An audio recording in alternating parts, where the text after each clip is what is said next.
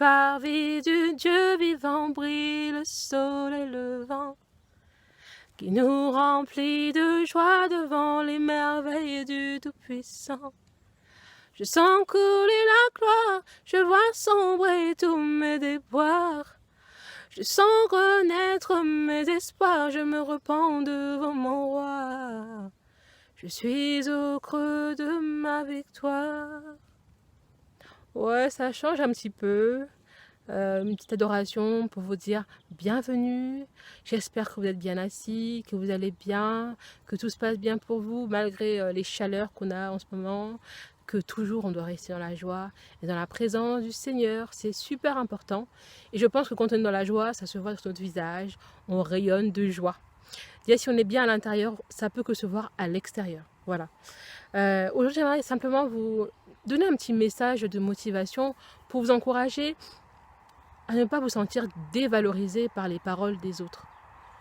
On peut dire de vous des méchancetés, on peut vous juger par rapport à vos attitudes, on peut vous juger par rapport à vos décisions, mais je peux vous assurer que notre identité, elle est marquée par notre Seigneur. Celui qui a Christ a une nouvelle identité. Il a dit, les choses anciennes sont passées, voici que toutes choses sont devenues nouvelles.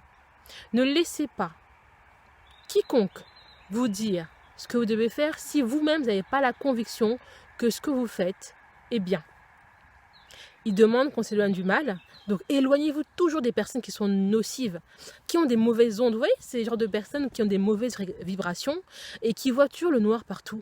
Ils voient tout en noir.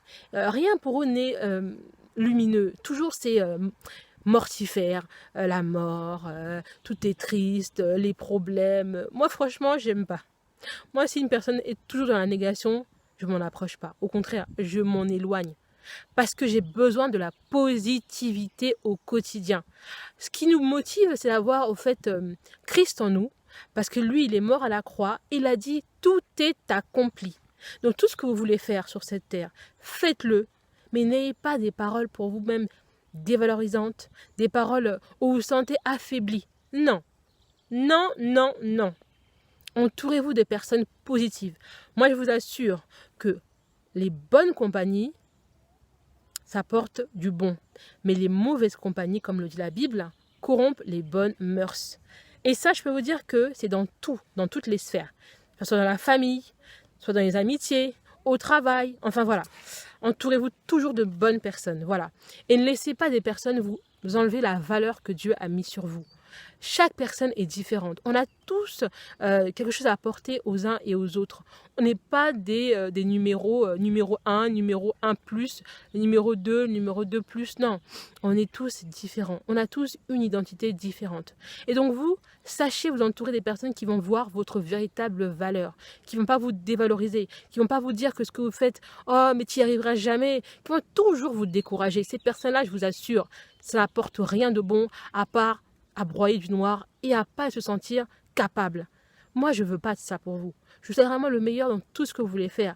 Mais pour aller très loin dans la vie, il faut avoir un bon entourage. Quand tu cernes qu'une personne autour de toi ne voit que du mal, ne voit jamais le positif, ne parle jamais en bien des autres, est toujours en train de médire, toujours en train de dévaloriser les autres, moi je t'en prie, ma soeur, mon frère, éloigne-toi de cette personne. Ça ne sert strictement à rien d'être entouré de personnes nocives. Vraiment, ça ne sert à rien. C'est contre-productif, sincèrement. Moi-même, j'ai toujours eu l'impression que, parce qu'on a peur d'être seul, on a peur du rejet, on accepte tout. Mais qui va vouloir que, voilà, admettons, vous êtes chez vous. Exemple tout simple, vous êtes chez vous. Vous sentez une odeur nauséabonde, donc une odeur très forte. Vous vous dites, mais qu'est-ce que ça sent là chez moi? Et effectivement, vous rentrez dans votre maison, vous sentez que il y a un truc qui sent tellement fort. Vous cherchez ce qui sent mauvais. Donc vous allez faire le tour de la maison pour voir ce qui sent mauvais. Et c'est une poubelle qui est chez vous depuis une semaine. Donc elle a eu le temps de tellement pourrir à l'intérieur que l'odeur là s'est diffusée dans toute la maison. Ça va en faire quoi de la poubelle? Est-ce que vous allez la garder chez vous? Qu'elle puisse vraiment polluer l'atmosphère de votre appartement ou de votre maison?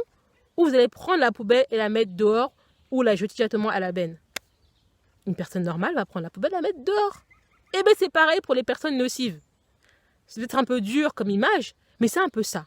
Une personne qui est là pour te pourrir ton existence, qui est là pour te pourrir ton énergie, qui est là pour te voler tes idées, qui est là pour te dévaloriser. C'est comme la poubelle qui sent mauvais, on la met où? Dehors. On va dire, hors du champ de nuire. Sincèrement, c'est un conseil.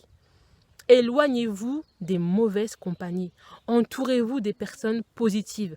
Entourez-vous des personnes qui ont des paroles valorisantes, qui vous valorisent et qui vous reconnaissent comme être une personne entière et qui est capable de faire des choses infiniment plus grandes que ce qu'on peut demander et espérer, parce que Dieu peut faire tout à travers chacun d'entre nous.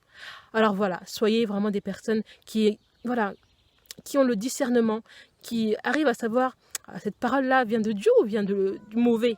Donc, dès que vous discernez ce genre de personnes-là, éloignez-vous d'elles, sincèrement.